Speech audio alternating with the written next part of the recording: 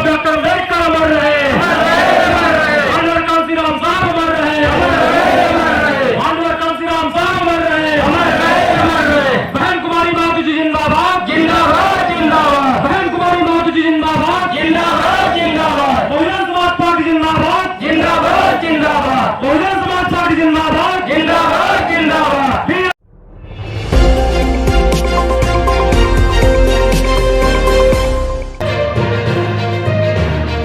जिला top news. साथियों नमस्कार, स्वागत है आपका हमारे चैनल जिला टॉप न्यूज में। मैं सुरेश गौतम, आप देख रहे जनपद सुल्तानपुर के ये कन्नाईपुर जो मोतीगरपुर में लगता है। यहाँ पे बहुजन समाज पार्टी के प्रदेश अध्यक्ष आने वाले हैं, उनका पूरा कवरेज हम आपको दिखाना चाहते हैं।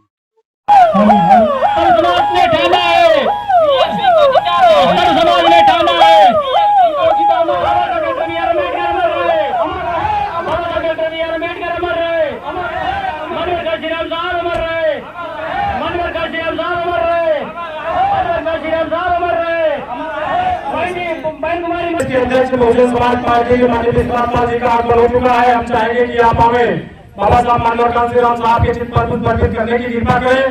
जिले को बाखूबी देखने का काम कर रहे हैं। आप कई लोग अध्यक्ष जी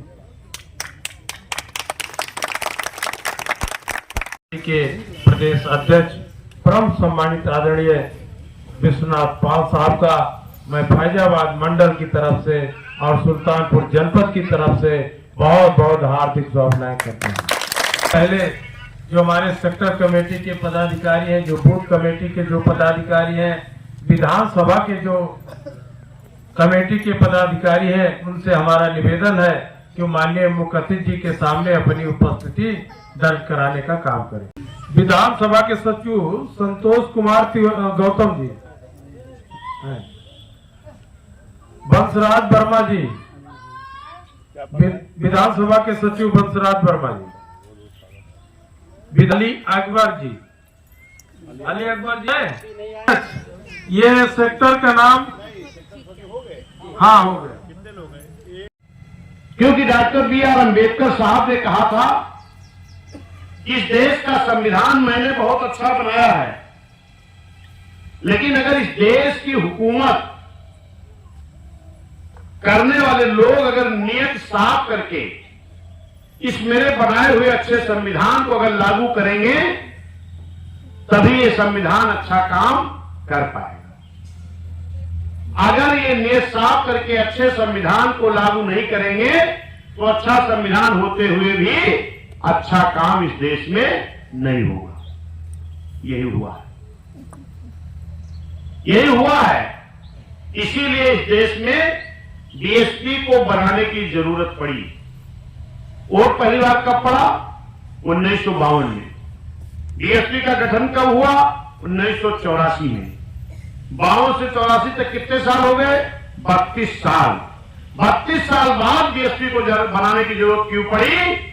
क्योंकि इस देश का बाबा साहब का बनाया हुआ संविधान इस देश की हुकूमत करने वाले लोग नियत साफ करके लागू नहीं कर रहे हैं। अक्सर आप तस्वीर देखते हो, जहां भी बाबा साहब की तस्वीर देखते हो चौराहे पर, बाजारों में, तो उनके हाथ में एक संविधान होता है ना, और एक हाथ से इशारा। क्या इशारा कर रहे हैं? बाबा साहब इशारा कर रहे हैं कि इस संविधान में हमने बड़ी मेहनत से सभी जाति धर्म समाज के लोगों को वोट का अधिकार दिया है। अगर आप ईमानदारी से इस मेरे दिए हुए वोट के अधिकार का सही उपयोग कर लो तो इस देश की प्रधानमंत्री की कुर्सी पर आपका कब्जा हो जाएगा। यही तो कह रहे हैं कि दिल्ली के प्रधानमंत्री की कुर्सी पर कब्जा करो, और जब तक बहुजनों का दिल्ली के प्रधानमंत्री की कुर्सी पर कब्जा नहीं होगा तब तक इस संविधान में गरीबों की लिखी हुई हित की बात इस देश में लागू नहीं हो सकती। तो हम नारा तो लगाते हैं कि वोट हमारा राज तुम्हारा नहीं चलेगा, लेकिन चल तो रहा है। 75-76 साल इस देश के प्रधानमंत्री की कुर्सी पर आप नहीं बैठ पाए और वोट सबसे ज्यादा आपका है। फिर क्यों नहीं बैठ पाए? क्योंकि हमने वोट का सही उपयोग नहीं किया। हम वोट को कहीं साड़ी पर दे दिए, हम वोट को कहीं 5 किलो राशन पर दे दिए, वोट को कहीं किसी के बहकावे में दे दिए। बाबा साहब ने इसलिए नहीं वोट का अधिकार दिया था भाई।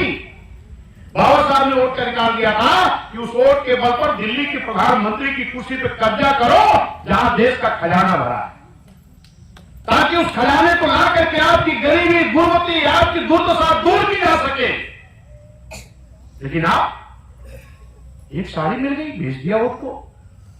200 रुपए मिल गया, भेज दिया वोट को। 5 किलो राशन मिल गया, भेज दिया वोट को। 5 साल शोषण होता है आपका, अन्याय होता है आपके साथ, उत्पीड़न होता है आपके साथ, सहते हो। क्यों? क्योंकि वोट का सही उपयोग आपने नहीं किया। यह आपको करना पड़ेगा। अभी जो हमने कहा कि संविधान सही रूप में देश में लागू नहीं हुआ, जरा आप ध्यान दो मेरी बात को। इस देश में दोहरी गुलामी थी, दोहरी गुलामी। एक गुलामी अंग्रेजों की थी, एक गुलामी इस देश के बड़े बड़े राजे रजवाड़ों की थी। ठीक ही नहीं? बोलो। राजे रजवाड़ों की गुलामी थी इसी देश के रहने वालों की, और अंग्रेजों की गुलामी थी विदेश के रहने वालों की। अंग्रेजों की गुलामी तो सभी लोग करते थे, लेकिन इस देश में रहने वाले राजे रजवाड़ों की गुलामी कौन करता था? कौन करता था? जो आर्थिक रूप से कमजोर था, सामाजिक रूप से कमजोर था, शैक्षिक रूप से कमजोर था, जो हर तरह से पिछड़ा था। शिक्षा में पिछड़ा, अर्थ में पिछड़ा, धन में पिछड़ा, समाज में पिछड़ा, वो गुलामी किसकी करता था? इसी देश के रहने वाले राजे रजवाड़ों की। अपने खेते में बिया गेहूं डाले रहा, और अगर राजा साहब का फोन आ गया, अपना फोन का संदेश, फोन बगावे लगी, संदेश आ जाता रहा, तो अपने खेत में डाला हुआ बिया भी आप मिट्टी में नहीं मिलाते थे, वहां बात करें। अपने घर पर टुटाई चारपाई पर बैठे रहते थे, लेकिन अगर राजे रजवाड़े का कोई मुनैती नहीं आ जाता तो टुटाई चारपाइयों से ऊपर की जमीन बैठ जाते थे। ये गुलामी थी कि नहीं थी?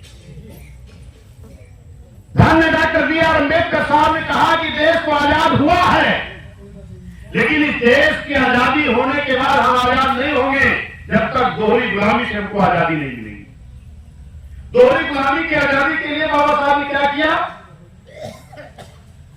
दोहरी गुलामी से आजादी के लिए बाबा साहब ने एक साइमन कमीशन मंगवाया, और वो साइमन कमीशन जब आया तो जो लोग इस देश में आपको आरक्षण नहीं देना चाहते थे, वो लोग नारा लगा रहे थे, Simon commission go back, Simon commission वापस जाओ। लेकिन बाबा साहब के संघर्षों से इस देश में एक साइमन कमीशन आया, लॉर्ड लिथियन नामक व्यक्ति के नाम कमेटी बनी, और ये कमेटी क्या किया? सर्वे शुरू किया, गांव गांव में सर्वे शुरू किया। और बाबा साहब क्या करते थे? दिन भर उस कमेटी के साथ गांव गांव में सर्वे कराते थे, और रात में मोहल्लों में जाते थे। किनके मोहल्लों में? पिछड़ों के मोहल्ले में। कौन से पिछड़े? आर्थिक, सामाजिक, शैक्षिक, राजनीतिक, हर तरह से पिछड़े लोगों मोहल्ले में।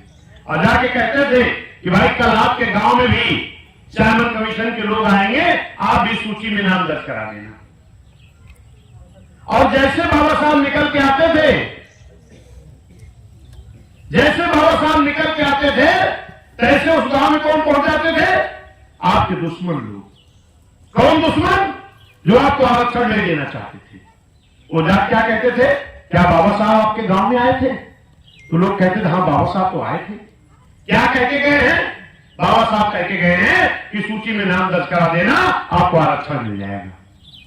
तो दुश्मन क्या कहते थे कि अगर आप बाबा साहब की बात को मान गए, सूची में नाम दर्ज करा दिए, तो आप एससी हो जाओगे, एसटी हो जाओगे, छोटी जाति में हो जाओगे, नीच हो जाओगे। तो जिन लोगों ने बाबा साहब की बात को माना उनका नाम सूची में दर्ज हो गया। समतल एरिया के लोगों ने सूची में नाम दर्ज कराया तो उनका नाम दर्ज हो गया अनुसूचित जाति में। पहाड़ी क्षेत्रों के लोगों ने सूची में नाम दर्ज कराया तो उनका नाम दर्ज हो गया अनुसूचित जनजाति में, यानी एससी और एसटी में। और जिन लोगों ने बाबा साहब की बात को नहीं माना, अपने दुश्मनों की बात को माना, वो सूची में नाम नहीं दर्ज कराए, तो वो न एससी में हुए न एसटी में हुए, तो क्या लगे? क्या लगे? सर्वे किसका हो रहा था? पिछड़ों का। कौन पिछड़े? जो आर्थिक, सामाजिक, शैक्षिक, इसको क्लियर मैं इसलिए कर रहा हूं, एक वर्मा जी इलाहाबाद में खड़े हुए, कहीं बाबा साहब ने तो आरक्षण एससी एसटी को दे दिया, हम बैकवर्डों को नहीं दिया। हमने कहा तुम सुनो ध्यान से मेरी बात। बाबा साहब जो सर्वे करा रहे थे किसी जाति का नहीं करा रहे थे, वो करा रहे थे जो आर्थिक, सामाजिक, शैक्षिक हर तरह से जो पिछड़े हों उनका सर्वे करा के आरक्षण देना चाहते थे।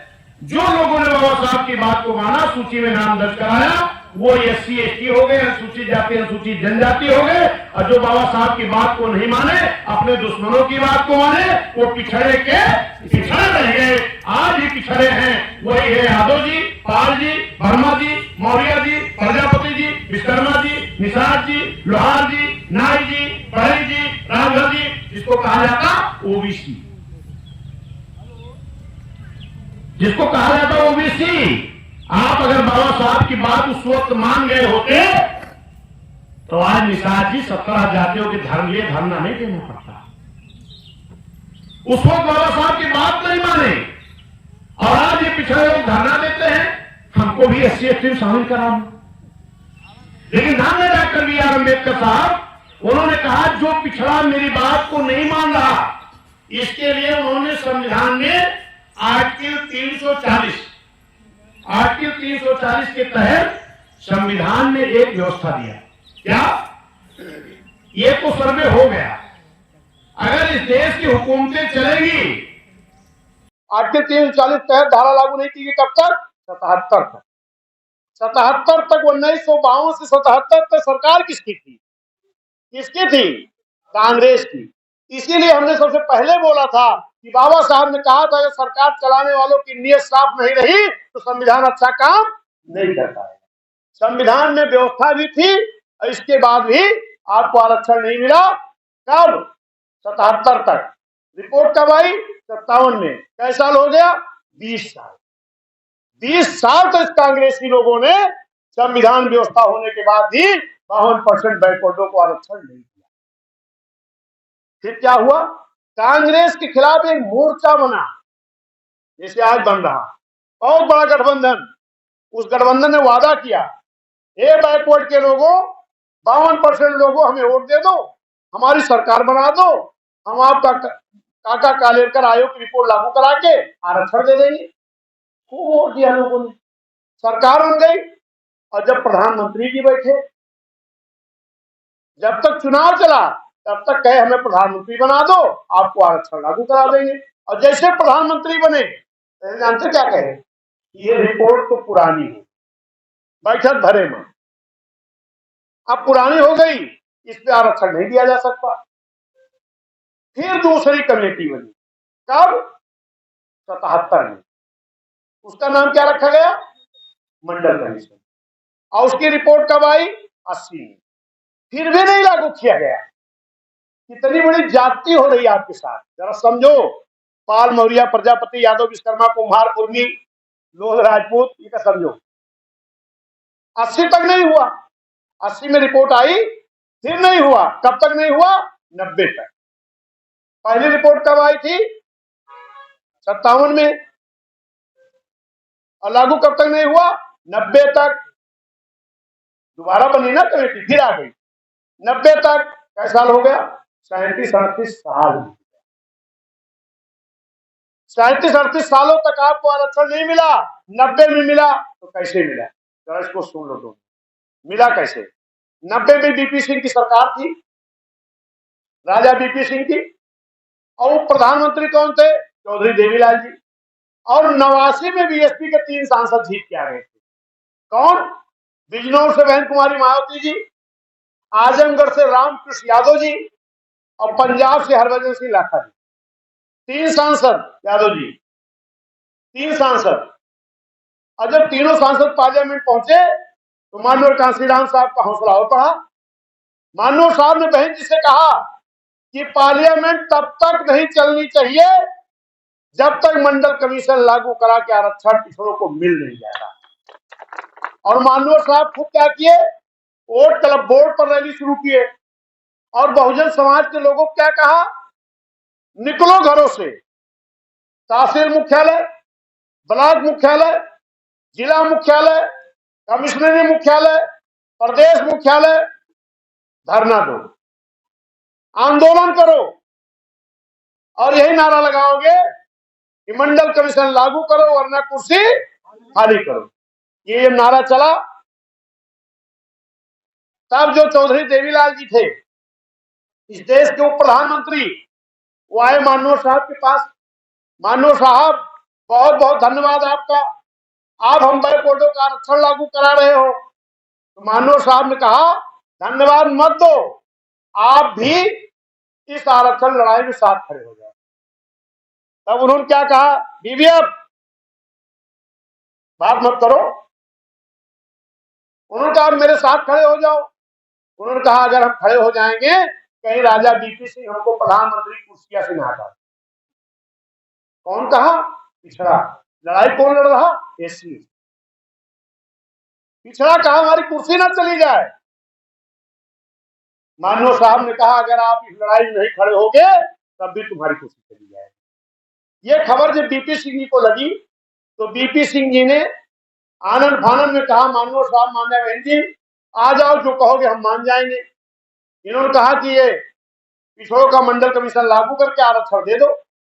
और ये खबर किसको पहुंच गई? भाजपा को, लोगों को।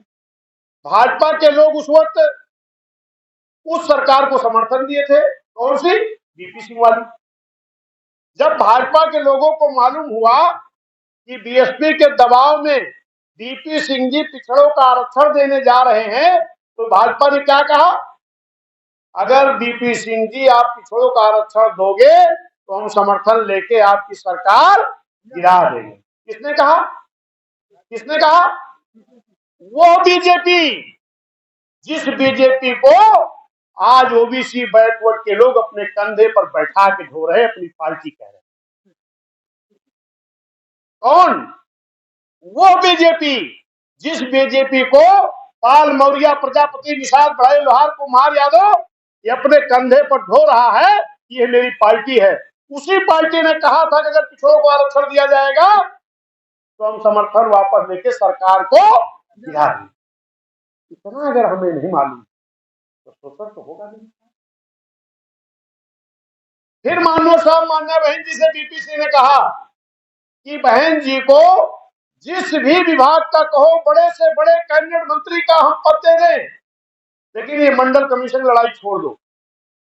लेकिन धन्य माननीय साहब, मान्या बहन जी ने कहा नहीं, बीजेपी समर्थन ले चाहे दे, हमारा अगर समर्थन चाहते हो तो शर्त मेरी होगी, समर्थन मेरा होगा, शर्त भी मेरी होगी। तब बीपी सिंह ने कहा क्या समर्थन, क्या शर्त है? तो बहन जी ने कहा हमें केंद्र के बड़े से बड़े मंत्री का पद नहीं चाहिए। पहली शर्त है कि जिन बाबा साहब के बनाए हुए संविधान के बल पर तुम इस देश को चलाते हो, ऐसे बाबा साहब को अभी तक तुम भारत रत्न की उपाधि नहीं दे पाए हो, इनको पहला नंबर भारत रत्न की उपाधि दे दो। किसको? बाबा साहब। और दूसरा, जिन 52% बैकवर्ड के वोट के बल पर तुम सरकार चलाते हो, ऐसे बैकवर्डों को 37-38 साल बीत गया, आपकी रिपोर्ट आने के बाद जिनको आरक्षण नहीं मिला, इनको आरक्षण दे दो, मुझे मंत्रिमंडल नहीं चाहिए। तब जा करके बाबा साहब को 90 में भारत रत्न की उपाधि दी गई और ये 52% पिछड़े समाज के लोगों को बीएसपी के बदौलत, बहुजन समाज पार्टी के बदौलत, माननीय साहब के बदौलत, मान्या बहन जी के बदौलत 37-38 साल बाद आपको आरक्षण मिल सका, तब आप प्रधान, डीडीसी, वीडीसी, जिला पंचायत चेयरमैन, अध्यक्ष, महानगर अध्यक्ष, प्रमुख और महानगर नगर पालिका टाउन एरिया चेयरमैन बनना शुरू किए मेरे बैकवर्ड के लोगों। और अगर आपको इस देश की सरकारें,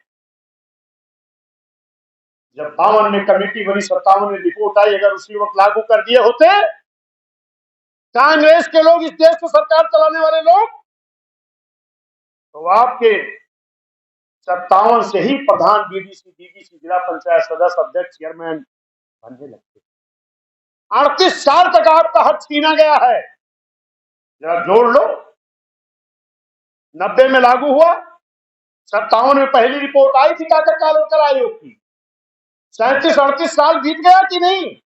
जिसने इतना बड़ा धोखा किया आप उसी को वोट देते हो। वोट खिलौना नहीं भैया, वोट का अधिकार राजपाट के लिए दिया गया है। तब आपको जाकर के 37-38 साल बाद अगर आरक्षण मिला तो ये बहुजन समाज पार्टी मानव साहब, मान्या बहन जी के बदौलत। और आ जाइए वोट पे। वोट पड़ना कब शुरू हुआ? 1952 में। बीएसपी का गठन कब हुआ? 84 में। 32 साल तक इस देश के लोगों ने, तमाम ऐसी जाति समाज के लोग रहे जिनका वोट तो लेते थे लेकिन उनको चुनाव नहीं लड़ा, उनको चुनाव लड़ने का मौका नहीं देते थे। 32 साल बीत गया था, एक भी गड़बिया चुनाव लड़ने को नहीं पाया था। पाल समाज के लोगों जरा ध्यान दो इस बात पे। एक भी नाई नहीं लड़ाया गया, एक विश्वकर्मा नहीं लड़ाया गया, एक प्रजापति नहीं लड़ाया गया, एक मौर्य नहीं लड़ाया गया, निषाद राजभर नहीं लड़ाया गया, लोनिया चौहान नहीं लड़ाया गया। और यहां तक यादव जी, वर्मा जी, पूरे 52% बैकवर्डों की भागीदारी मात्र 1.5 से 2%। कब तक? जब तक बीएसपी नहीं बनी तब तक। बीएसपी बनाने की जरूरत क्यों पड़ी? इसीलिए बनाने की जरूरत पड़ी, इस देश में बड़ा अन्याय हो रहा लोगों के साथ। तब मानव साहब और बहन जी ने बीएसपी बनाई। 32 साल बाद जब बीएसपी आई तो एक नारा दिया, क्या? जिसकी जितनी संख्या भारी उसकी उतनी हिस्सेदारी।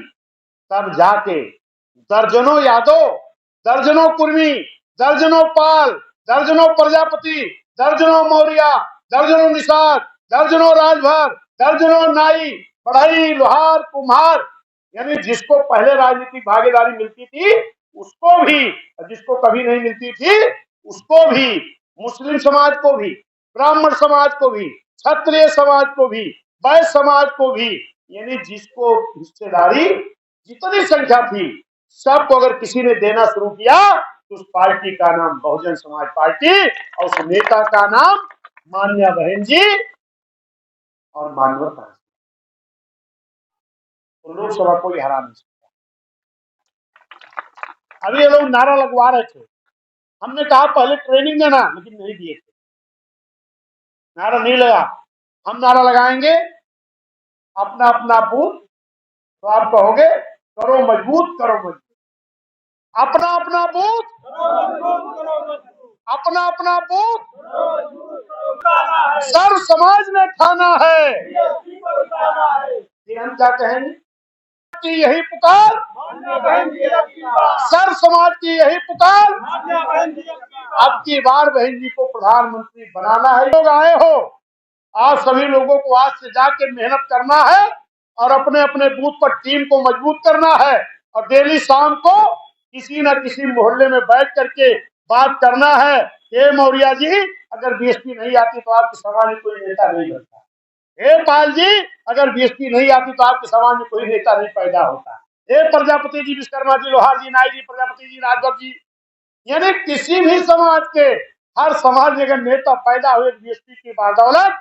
इसलिए हमें बीएसपी को फिर से मजबूत करना है, बीएसपी को हुकूमत लाना है। जय भीम, जय भारत माता। साथियों, हमारा प्रयास कैसा रहा कमेंट बॉक्स में जरूर लिखें। चैनल पर नए हैं तो सब्सक्राइब, लाइक, शेयर करना न भूलें। धन्यवाद।